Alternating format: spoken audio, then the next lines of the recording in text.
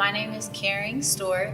I have been attending New Birth for about 7 years, I would say, at the most, 6-7 years. I would say a little bit about myself is that I'm a twin for one. Not a lot of people know that, but I am. My name kind of speaks for itself because a lot of people say that I am caring, but if my name was any different, I think I would still be the same. I will honestly say that being a twin for one is a beautiful thing. It's a great thing because in school you have someone to grow up with, someone you are able to speak to while in class. But growing up as a twin, it was also challenging because there was always one that was better than the other. Or there was always one that was attended to more than the other. And you would notice the difference. The parents wouldn't necessarily notice, the family members wouldn't necessarily notice, but the individual themselves would notice, and I was that individual.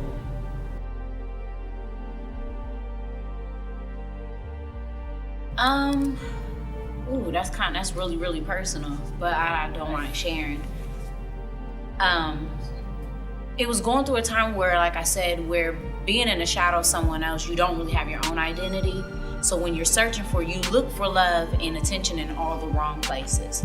I can admit that I was one of those individuals. I may not have been promiscuous with just strangers or crazy people or just out here willy-nilly, but at the same time, when you find someone that gives you attention and it sounds good at that moment, you'll take it and run with it. And it's so true because your mom always say, follow your gut. And when your gut tells you something, run with it. And I honestly had a gut moment with a particular experience with an individual, and I didn't follow it. Although I knew it was wrong, I knew it was bad, and I knew I should have left, I stayed anyway.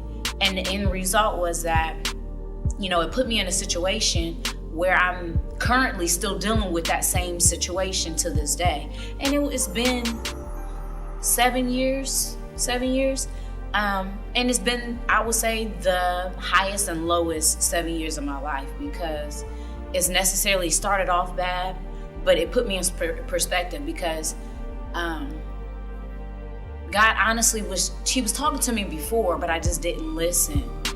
And it took the hardest situation for me to actually hear his voice.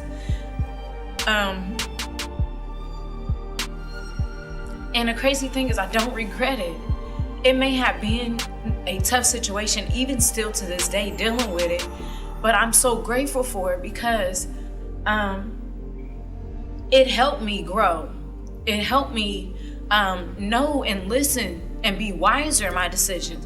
But not only just that, but just following your gut for particular reasons. Like you think that you know it all. You think that, I got control of the situation, and you actually have no control at all. And when the situation hits the fan, you want to point fingers, and I could not do so. I had to take full responsibility for my actions because I knew what I was doing at that moment, and it wasn't right. And I could not blame no one else for that. The fact that I stayed was my choice. Honestly, I take full responsibility, but at the same time, I look at it like, it was a lesson from God teaching me, I love you. You don't have to look for love in that place or with any individual that don't have your best interests at heart. What would you tell a young adult or teen that wants that salvation, and how would you tell them to obtain it, Really obtain the salvation is, me personally, is knowing in your heart that you desire that change. You want that change. You have to want it for yourself. You can't have someone telling you this is what you need to do, but you have to know that it's needed for yourself. What are some aspects in your life that, since you allow God to take over your life or drive, as some would say, that has really changed? Like, as far as like things you do, places you go, the people you hang around, what has changed in your life per se since you allow God to have full control over your life? The things that has truly changed is that I wasn't a party goer, but when I did go out, it was hard for me to socialize with people because I already felt out of place. But what made me feel in place is the consumption of alcohol. And I've never been drunk, but I feel like I needed that extra courage just to be outgoing. I can say honestly right now, alcohol is not something that I need, desire, or want. I've been more social without it. So that's one thing. God is so limitless because even though you're not your God, but your job tells you that you are not supposed to talk about religion and faith and traditions and things like that, I still am able to do that. And without me even starting a conversation, it's led into that, and I'm able to end it with my faith.